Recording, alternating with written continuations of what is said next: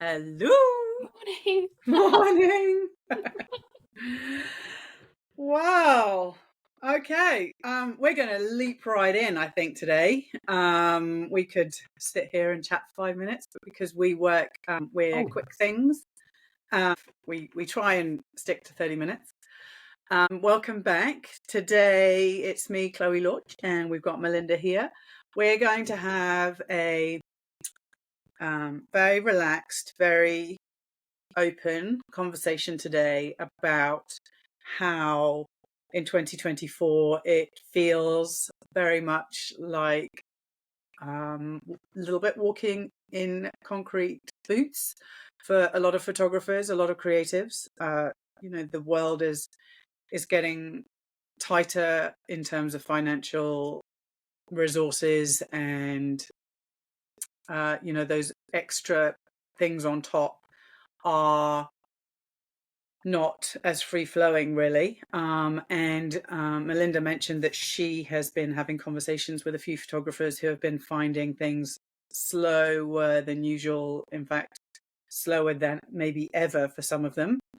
And we are here today. We're going to have a quick chat about that gap, and that gap of how we can be busy following our flow, building our confidence, building our craft, working with our client base, often repeat clients, and then all of a sudden there's a drop off. And then we begin to question whether we should still be doing it, whether we, lots of things really.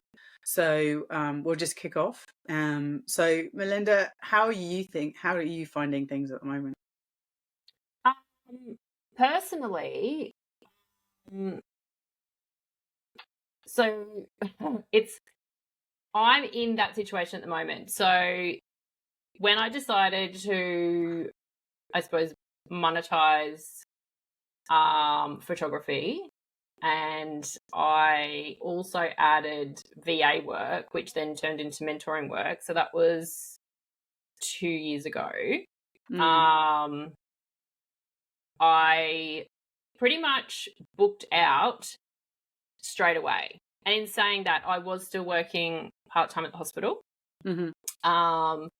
And so I did mentoring and photography for 12 months, as well as work 4 days a week. And then I dropped down to 2 days a week at the hospital and was doing mentoring and photography as well for another 12 months. And then last year I was like, right, I've done 2 years. I feel like it's been this natural progression now of, going from 4 days a week to 2 days a week. And I've taken now 4 months off of the hospital to completely devote to my business. And it was like as soon as I made that decision, everything stopped. So I've not made a single cent this year, which, as I was saying to someone yesterday, it is terrifying, but it's also, I feel, a really great lesson for me in really refining what I offer, how I offer it.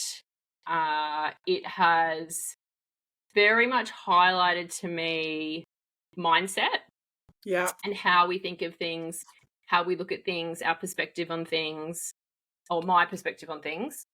And in this period, I feel like I've been more creative, because I feel like, I think we've mentioned this before actually in another episode about when everything's going really well, you just kind of cruise along and you're quite comfortable, and you keep doing the things that you do, and you kind of know that works. Whereas when it feels like nothing's going your way, or you don't feel successful, or you have this vision in mind and it's not happening as quick as you like, then we get more creative. Mm. And I at this point, you know, am doing the Women Over 40 project, which is free, which I think I've done 16 now. Mm. And the feedback's been incredible. It's been worldwide. The project has proven that women are looking for that connection, for that recognition, for that reflection, to be seen, to be heard. And the feedback from what I've been doing, it does increase women's confidence. It does give her insight into herself, because I send out a questionnaire before. And as I've said to all the ladies, the questionnaire is not for me. Like, it kind of helps me in the session in how I take photos and what the women are comfortable with. But it's more the insight for themselves. Yeah. And that's the same with the mentoring. It's like, well, that can feel like a luxury as well. It's like, do I really need mentoring? I can read a book, or I can, you know, I have a community around me. Whereas if you have that one-on-one, is it going to help you? Is it, you know, how far can you push yourself in those conversations in bringing that mindset back to the why? What am I creating for? Why am I doing it? Why am I going to stick it out? You know, why am I offering my art for money? And is, you know, or does the mentoring sessions kind of move the needle in your business? Yeah, so it has, these last 3 months have shown to me where I need to refine, where I need to get my messaging clearer,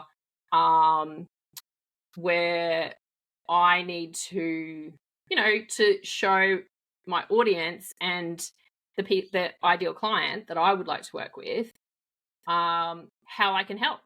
Yeah. And for me, business is very much personal development. It's really knowing who you are in your business, really building that trust in yourself to stick it out. So that you can, you know, be that valuable person, because people are handing their money over. And so for me, I've been, you know, I've started a project. I've been writing a lot more. I do my newsletter once a week, doing the podcast. And I always sort of come back to, as women, we're the ultimate creators. So it doesn't matter if we're creating a business, a photo, a meal, a family, a home. We're always creating anyway. Yeah. And so when it is a bit slower, perhaps, you know, what I've been doing is kind of taking the pressure off, like, my business, and concentrating on really, like, looking after myself, moving, like doing extra exercise to move that frustrated energy, you know, perhaps asking myself bigger, deeper questions of why, because I'm all about why. I'm like, why isn't it working? What's the gap? What's the, you know, what does work? What hasn't worked? And, you know, bridging that gap of, well, this is what I want, and this is why I want it, but this is where I am at the moment. And so what needs to happen? Yeah. And I think for me, so for me, the bigger why is I don't want to go back to a job.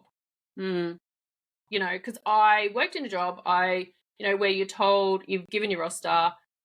I worked, you know, every Christmas, every Easter, all of that. So my bigger why and my fire behind what I am creating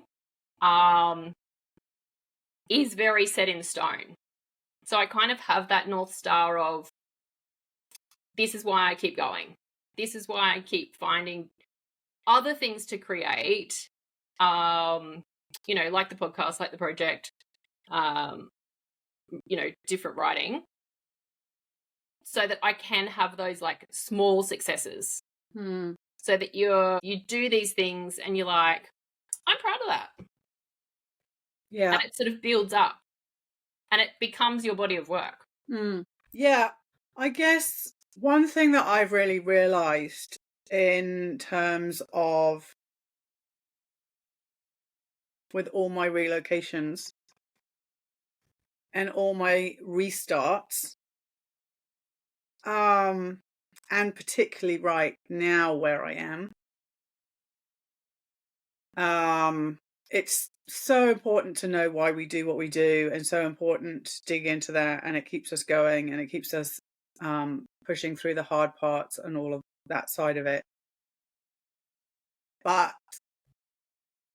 and I know that you're speaking about working with women. I guess the one part for me that is, and it might be the case potentially with with some photographers who are struggling, is it's really drilling down on who your client is and how you're serving them. Yep. And yes, I agree. Women need, like, there's a desire and it almost a need for a lot of women, particularly over 40, to feel seen and validated and understand our strength and embrace that. But it's really with the monetary transaction of a business, the thing that I really am so hyper aware of now in my business that I wasn't maybe,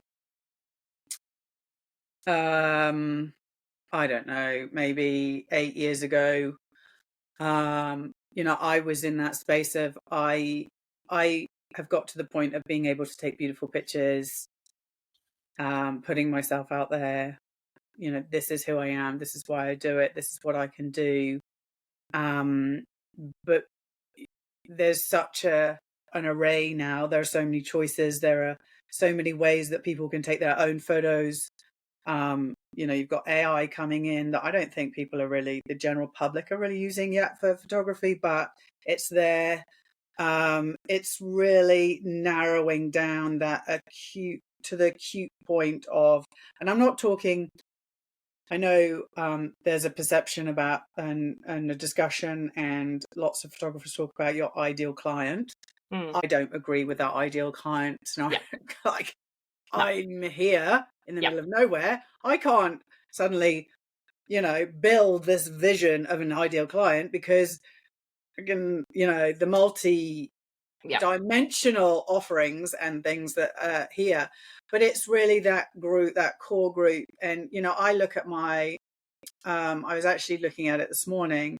I look at my Instagram numbers and actually for the first time, and I guess potentially because I am beginning to carve out a strong niche for myself in the fact that, there are a variety of things that I'm doing that it is incomparable just because I'm doing it in my own unique way. But I look at my number, and actually it's for the first time ever in my time on Instagram is I don't even it doesn't even make a difference now. It doesn't make a difference because it's about the individuals that you're connecting to and those and not just through social media. Exactly. And I definitely feel that one of the things that is absolutely critical, and because I have, and I've mentioned this before, I have pivoted ever since I started becoming an intentional photographer. So I trained in Paris. I started a business in Paris. We knew we weren't going to stay in France. So then I pivoted when I went to Malaysia, and I pivoted again, and then I got sick, and then I had children. And, I haven't stopped pivoting. And I know that COVID shook a percentage of creatives up because all of a sudden they couldn't go and do the in-person that they were doing before. But actually, there's a maybe a lot of people are talking about it, but I don't get the sense that, we've gone from how we were pandemic, post-pandemic, and then now obviously not only the post-pandemic, but the amplification of certain world events that are happening. It's massively affected everything, and I think there are a number of potential businesses that are still trying to work the same way, and yet they're not investing the time to really understand how those changes are really affecting the bigger picture.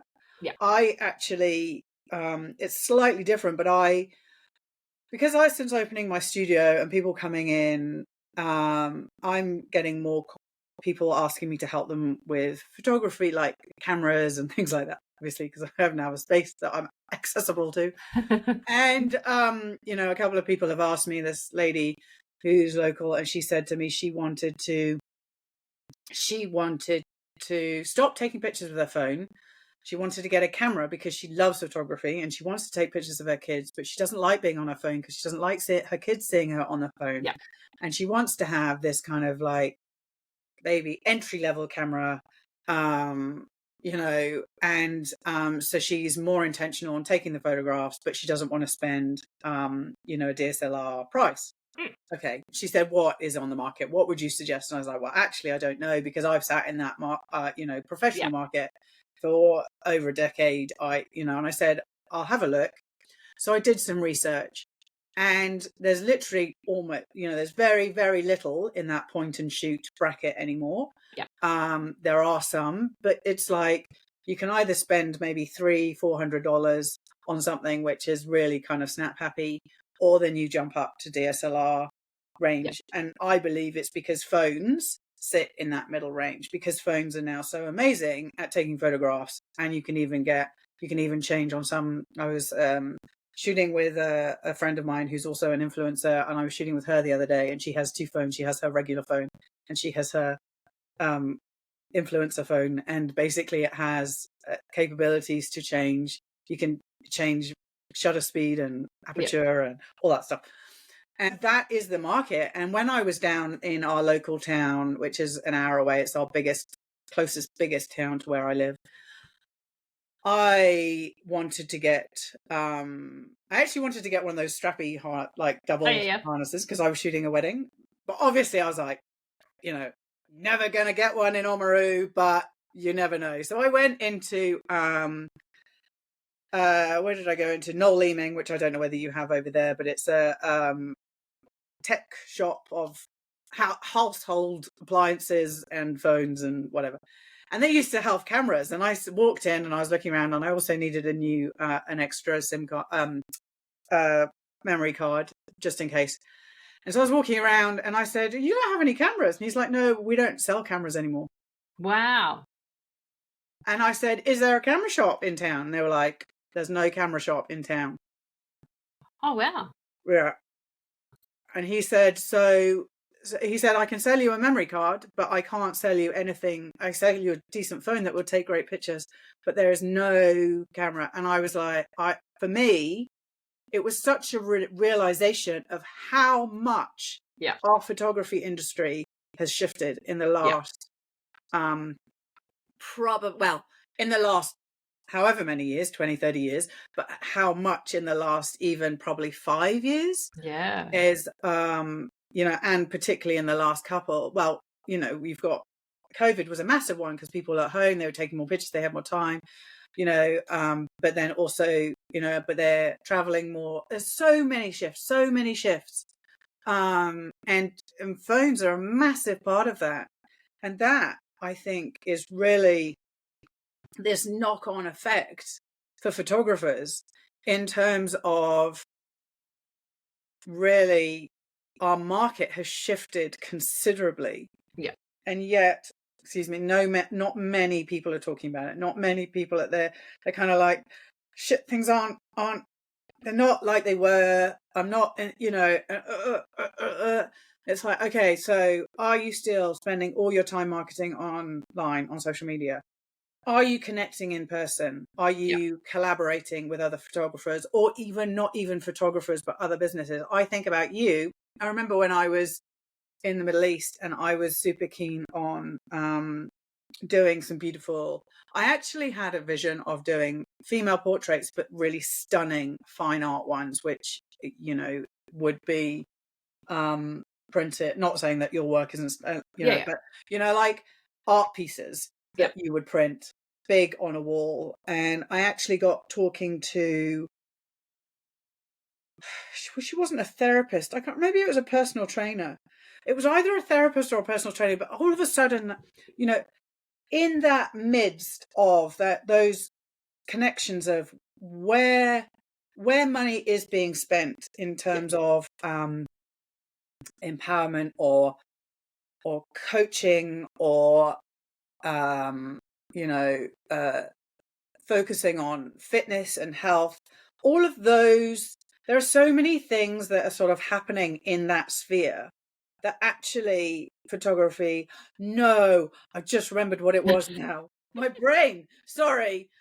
I know what it was now. It was actually, I was doing couple sessions. And it was actually a couples therapist that I was talking to. My God. But actually the other one's relevant as well. But it was actually, I've just remembered now, I started doing couple shoots, and it was in that moment where I was talking to this lady who's a couple therapist, and I said, it's really incredible because that time, it wasn't the photos, it wasn't me being there, it wasn't the beautiful, it was the date, it was like taking that time out. And it's the same with what you're doing. It is about the photos, but actually it's not. It's like you say, it's more about the questionnaire. It's more about the taking the time, allocating the time, slowing down, all of those things. And I think one of the things is, often we talk in photography about process, and we talk about, but it is just that. It's not just a word we use. It is just that. It's that raising up that time spent and those connections made and those considering ourselves and our feelings at a higher level in that time, which then has that ripple effect. And that's really where, as we talked about before you came on, before we started recording, and you said you had these conversations, I would be asking these photographers, maybe it is time that you do something else. Maybe, but if it's not, and photography is what you want to be doing, how are you connecting in person? How are you building it around a sense, a lifestyle?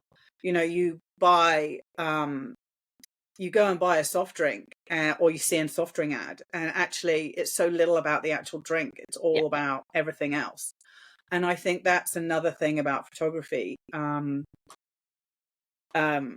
one thing I always tell myself, I have a number of different whys as to the reason I do what I do. But actually, at the end of the day, for clients, for the people that are paying the money, and for the people that you're providing a service to, there are so many other. It's really about flipping it a little bit and going, okay, so the market has shifted. Well, how has it shifted? And how has it shifted where I live? Because photography, I know what you're doing is remote. But, for a lot of photographers, it's, and as I said, for me, it's so acute because I literally solo mum, 2 children. I do have friends that can help me out, but there's a small town, so actually getting childcare is really hard. There are only 400 people. A lot of those would potentially not be able to, or wouldn't invest in photography. I have to be so ground down as to what I'm offering, how I'm offering it, and yet I'm working on that minute scale, and yet I'm also working with global companies as well. So I sort of sit in that gap at the moment of where am I actually sitting? Yeah. But I think it's that real business side and the acute side of going, is this working? Why is this not working? Why the people that I was selling to, what are they doing? Are they going somewhere else? Are they not having photographs? If their families have their children grown up, it's really so much more. And also for some people, it could be a time. I opened my studio last year at a time when I couldn't shoot that well because I had my knee problem. And that was the time where there was an allowance for something else. And it really, I believe as well, it's really about how open you are. Yes. How open you are to your business evolving. Yeah. And different opportunities. Opportunities. And I totally understand a lot for if you're a formulaic photographer, if you have a set the way that you've always done it, and if you've made a lot of money or if you've had a great success at it and it's been working, it's actually really hard to go, okay, well, I'm going to be open to the shifting. Yeah. Because, you're like, but I love what I was doing and I was making money, and why the heck should I change it? And why aren't people buying what I was doing? Because life changes and things move on and technology moves on and people move on and general populace feeling moves on. And I think that's where I would suggest for those who potentially might be listening, who might be, feeling that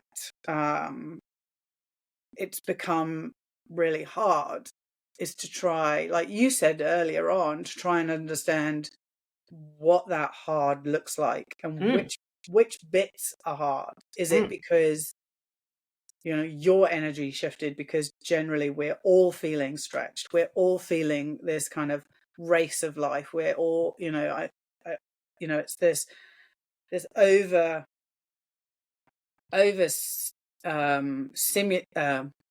stimulated world with noise and sound and options and being able to tune down into what actually works for you in that time, in what you have access to, who you connect to, who you want to spend time with, who you want to be creating for. All of those things, there are like a million questions that I would have, and no real reason. Well, lots of reasons why you could get stuck, but there are ways to think around it. It's exactly what I'm going to be doing in my masterclass, actually, is that it's, will be ways that I'll be sitting there and, sharing the way I do things, but there will be so much of this. There'll be so much of this. And I'm hoping to have a business coach. I'm hoping to have a business coach come and speak. I still need to confirm a few things, but because you can't be a master at something if you're not considering all the facets. And the fact that all those facets change.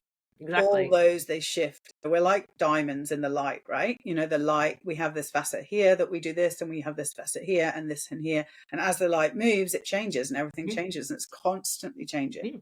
And the world's constantly changing. And there's really that open, it's about how open you are. And it doesn't have to be doom and gloom. No. Like, there's so much opportunity, and like I was saying before, it's if you just shift your perspective of, okay, so it's not working. Yeah. Okay. Yeah. Try something else. Yeah. Get creative. Yeah. The model you've got at the moment isn't working. Well, sit down and really have those conversations with yourself of, okay, so what do I need to change? How do I need to, what model do I need to now have a go at? Experiment. Be creative. like you said, are you just marketing on Instagram? Yeah. You know, and if you are, like you said, have a look at the people that follow you. Are they really your audience? Yeah. Um, Numbers never truly translate into dollars. They just don't. They don't. yeah, And the thing is, as well, is that you look at any business and they're always asking their customer. They're always asking for feedback. You know, I mean, Instagram is a prime example of that. It tweaks its, you know, platform one way and then it doesn't work. So it pulls it back or it tweaks it again. And I think it's that constant tweaking, and when you're a solo entrepreneur and you're doing all the things, and you might even be a mum as well or a parent, you know, you're constantly tweaking everything else in your life, and to then feel, you know, that you then have to tweak something that was working that's now not. It feels so overwhelming. And I guess because I've as I said earlier, I have tweaked constantly, even now.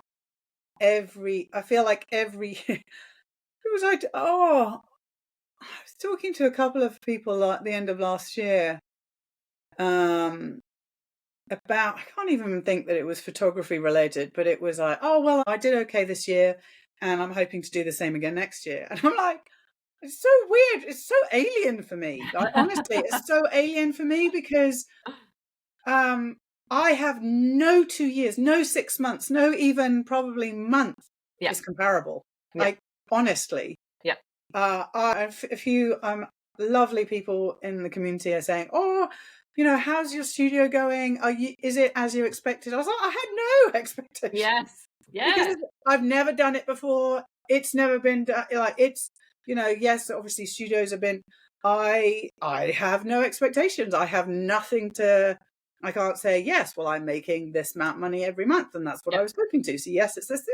I've got no idea. I am busier and I have more work, which now means that I can't be there at the moment. So it's like this whole flip. I've got like, really? It's that's where I'm kind of at. Like, I'm looking at it as I have been, like, I've worked for 20 something years to have the opportunity now to take that time off. Yeah.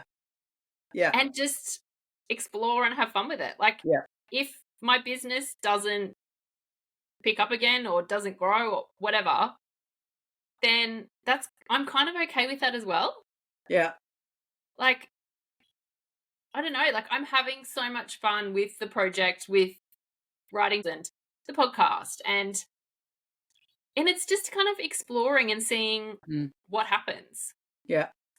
And, you know, like with your studio, you kind of never know where these opportunities are going to pop up. No. But you have to be open to seeing them. Yeah. And not kind of bogged down in like I could be really kind of cranky with myself because I'm like, well, it worked for 2 years. I was working my ass off at the hospital in my business. I was like making money at both.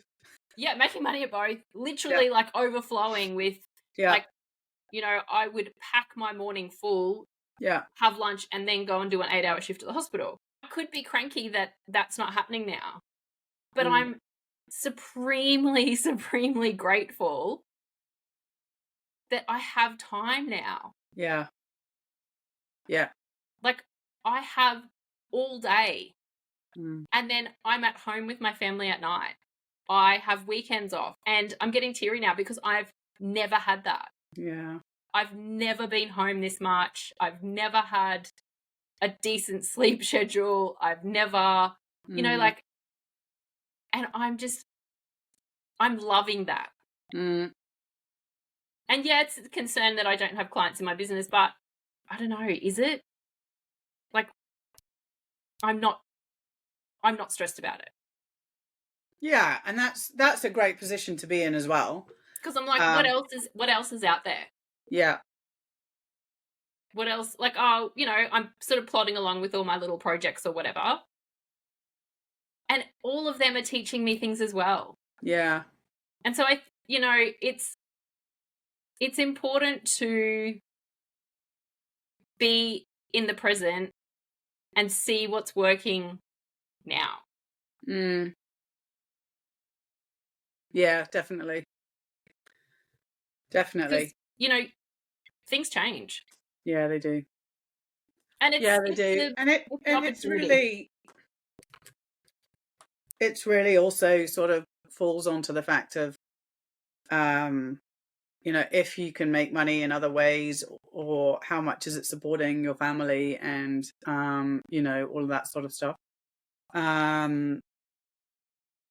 Yeah. And I think also one of the things that I've learned, and it's really, really hard, but it's trying not to panic. Yeah. Yes. Don't panic. Because particularly with social media, it's so easy to start appearing desperate. And it's really, and I think that's what, because I'm a verbal processor, that's what my studio has done for me, is enabled me to have conversations with people, even for people that would never buy into, not like invest into what I'm doing, whether it's a print or whether it's a session, but I'm having conversations with them anyway about my work and about what photography means to them. And so it opens up thoughts in my mind. It sows seeds in my mind. It enables me to verbally process what I'm doing and how I'm doing it and how I can serve other people, and how, and so therefore then you get into this place of abundance because you're overflowing with ideas. Yes. And then you don't have any time, which is sort of a little bit where I'm at right now. But it's the keep staying open in terms of having those conversations and finding key people to be able to talk to, which is where you fit in, which is where I fit in. Enabling, and that just builds a lovely ecosystem for your business anyway. Like that's marketing. That's literal marketing. Like they it's might not know anything, but you don't know who they know, who they're going to talk to, who they'll recommend to you. And that's just comes back to businesses being human. Yeah. And that's what social media has, although it's connected us to more people, it's disconnected us to the key people that we actually need to be talking to. Yeah. And it's generalized us. Yes. Yeah, it has. It has. And it's made us very, where all this comparison comes in, because you see people doing things online and they seemingly look successful, or, and then you start comparing, but you don't know what they're doing behind the scenes. No. You don't know who they're talking to behind the scenes. Yeah. Yeah. Which is where the in-person conversations really become so key. Yeah. And they're just, the in-person conversations are they're so much more potent, and there's so much more energy and just nuance, flow and ideas and thoughts, and and it makes such a difference. And it's the energy transferal as well. Yeah, definitely. Because I spent way more time talking to people, partly because I have my studio, and it's like I've put my art in a place where, my photography, what I can do, it's put it in within reach. Yes. And therefore I've become within reach. And therefore sessions with me have become within reach. Yes.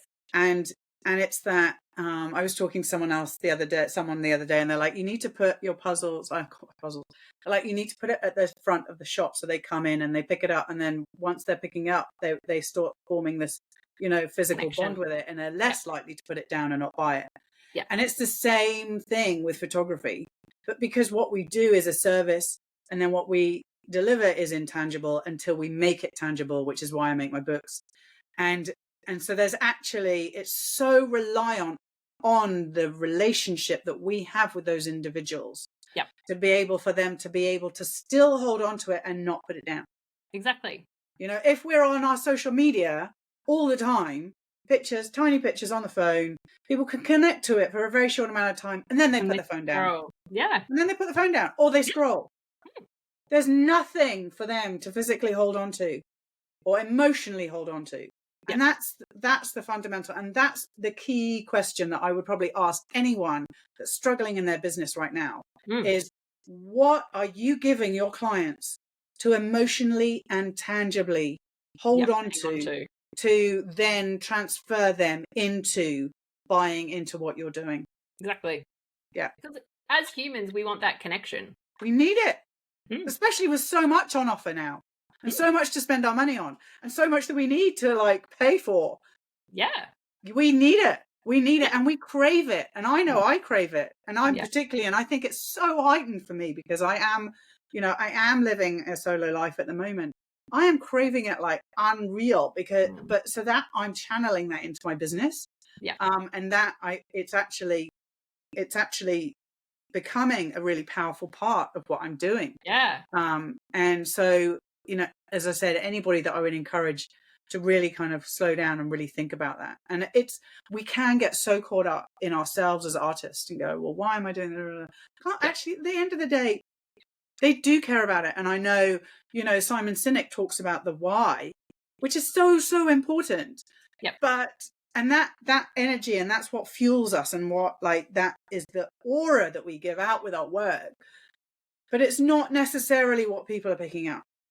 No. It's like, and that's the thing, is like, so that's the gap that we need to mentally adjust our thinking to, is to go, okay, so this is me and this is the client. Yes. And this is what they're seeing and what they're feeling, but what are they emotionally attaching to, which will then say, okay, well, next month I have X, Y, and Z, but I'm going to allocate $500 or $1,000 to that thing because that thing is emotionally in here and I can't let it go.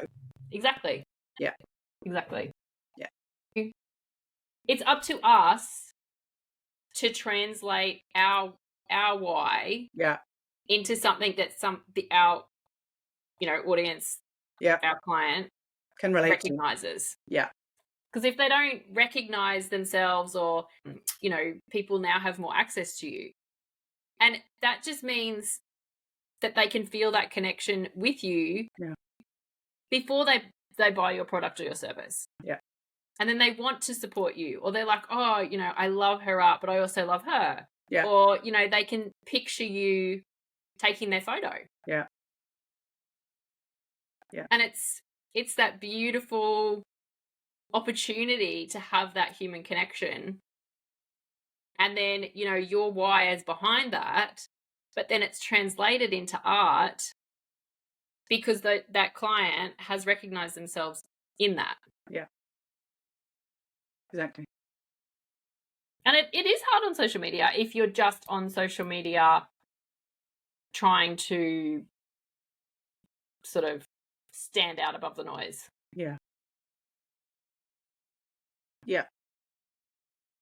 It's like it's become like, it kind of went to the point from, you know, I trained in 2010 and Facebook was just starting, and Facebook business pages were the core thing. And then Instagram became the next thing. And then it became, that was how you built your business. That was how, and Facebook for probably 2011 to 2013, 2011 to 2013 was when the Facebook was how I built my business. And then probably 2013, Instagram has never really, it has, but the thing now is that it, because it's exploded so much, it's now actually only a part. It's only a small part. It's a bit like, you know, you have, you know, for ages before even social media, was like, I'm a published photographer. I've had my photograph in this magazine and this magazine and this article and blah, blah, blah. And therefore you are then, you know, elevated. I actually was looking, we're running really over time, but I actually met a gorgeous couple recently, and they were talking about a photographer whose their work that they want to buy, and an individual photograph is worth, David Yarrow is worth £30,000 for a limited edition one photograph. And I was looking at his work and I was like, so now I'm trying to understand how that works. Yeah. And it's largely due to I believe, I'm probably going to get this all wrong. He took this famous photograph of Maradona, and then he did the Olympics, and he did a variety and he was for the Times and a few like key pinnacle, and he shoots amazing images of animals, and now sells limited editions like 1 of 10. Yeah. So the value, tiny, has elevated. And then, and that's the thing that I look now at social media, and why potentially it's really hard to get now an Annie Leibovitz, David Bailey, David Yarrow, because we're all sitting in this generalist bracket. Yeah. And we're so afraid to go above. And it's almost like, we don't know anymore how, or we're losing that ability to know what holds the value, because so many things are so out of whack in terms of value with the influencers and things like that. It's like, where do we sit now? Because is it who we're photographing? Is it where we've been published? Is it how many followers we have? Is it, and it's like we're lost. Lost. We're a generation of creators who have sort of lost that track.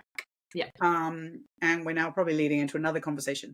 But I think that is also where we kind of get stuck, and we're like, but I was doing this and it was working and now it's not working. And it's actually so overwhelming to try and even consider where else I fit, or how else I can pivot, and how else I can adjust. And unless you're narrowed down, which is where likes of you and I can help, is to narrow it down and go, okay, well, where are you? Yes. In terms of location, in terms of your age, in terms of your access, in terms of your interests, in terms of your why, and just go narrow. And it's about knowing yourself. Yeah. And be honest. You have to be honest with yourself. Yes. I did this wedding and lots of people are like, oh, do you do lots of weddings? I was like, no, I've done like 30 in my whole career.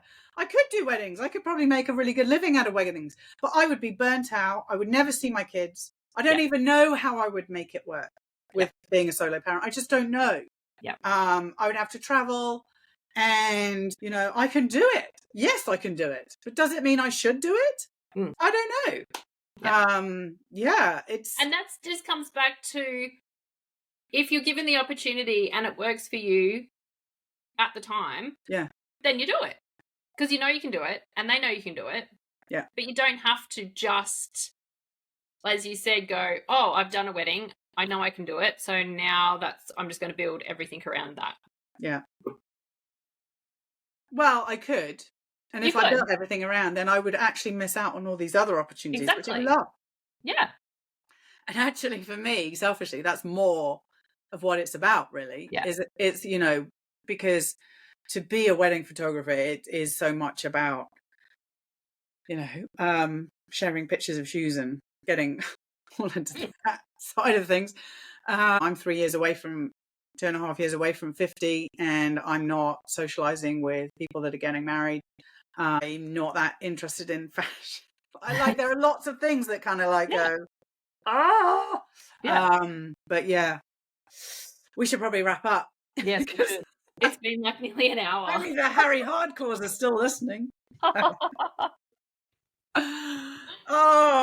suppose it just comes back to be kind to yourself, be open, trust, and just experiment. Yeah. Be consistent. Do the work. Just stay open. Stay open. Build up. Just keep going. If you love what you're doing, if you love taking photographs, if it is a slow period, don't stop taking photos. Just keep working. Yeah. I think maybe next week we could talk about personal projects because that's a massive part of it. Yeah. Yep. Yeah. Yep. Yeah. And I'm having a great time with mine. I love it. Yeah. Love We it. haven't talked about it yet, have we? No. Okay. Thank you for listening. If you've got any thoughts or questions, yeah, if you're still listening, do message us. We're here to help. Melinda and I both mentor and actually offer shorter conversational packages. So even if it's a real boost that you need or an unsticking point, do get in touch with us because we are very open to different types of conversations, and we are very experienced, and we have been through a lot of different ebbs and flows and environments. So do get in touch, and thank you, and do share if there's anyone that you know that is getting really stuck in their business at the moment and getting really down about it. Do feel free to share it, and I hope it helps them. Otherwise, we'll see you next week. See you next week. Thank you. Bye.